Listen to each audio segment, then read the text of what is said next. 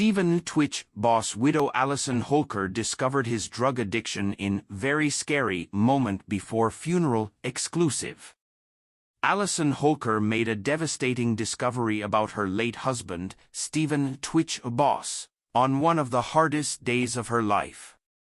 Weeks after the Ellen DeGeneres Show co-executive producer and longtime DJ died by suicide at age 40 in December 2022, the dancer uncovered a cornucopia of drugs, including mushrooms, pills and other substances I had to look up on my phone, hidden inside his shoeboxes.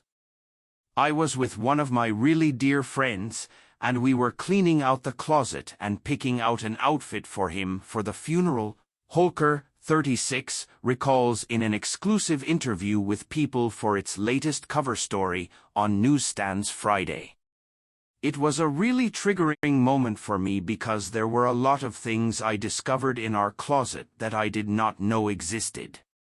It was very alarming to me to learn that there was so much happening that I had no clue about, she continues. It was a really scary moment in my life to figure that out, but it also helped me process that he was going through so much and he was hiding so much, and there must have been a lot of shame in that. Throughout their 9-year marriage, Holker, who details her healing journey in a new memoir titled This Far, out February 4th, believed she and Boss had very honest communication, including about his marijuana use. At night, after their kids went to bed, he would quietly slip into their guest house to smoke or drink. That was his alone time. It was his time to recharge, and that was okay, she says. But as she combed through his journals hoping to find clarity and closure after his death, Holker learned her husband had hidden painful secrets from even those closest to him. He was wrestling with a lot inside himself, and he was trying to self-medicate and cope with all those feelings, because he didn't want to put it on anyone because he loved everyone so much, she says of Boss, who alluded to being sexually abused by a male figure during his childhood in several of his journal entries. He didn't want other people to take on his pain. While she felt betrayed by his secrets, Holker has also gained a new outlook over time.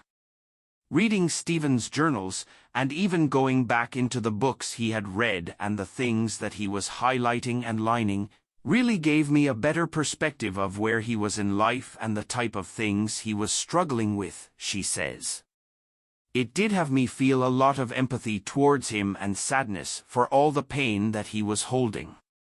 She underscores that she's now sharing Boss' struggles and the aftermath of his death, in hopes of saving even just one person who's been struggling in silence. It was really hard to put all the pieces together. Through certain discussions, even with friends and things that have been said, reading through his journals, you realize he went through a lot as a child and never faced it, she says. It's hard to think that he never opened up to someone and wanted to face it, to get through on the other side. I really hope people dealing with the same thing will help themselves out of the shadows and know you're going to be okay. While Boss, who was acting withdrawn, showering less frequently and smoking morning and night, acknowledged to her that he was going through a low period, he was very careful about this wording, she recalls.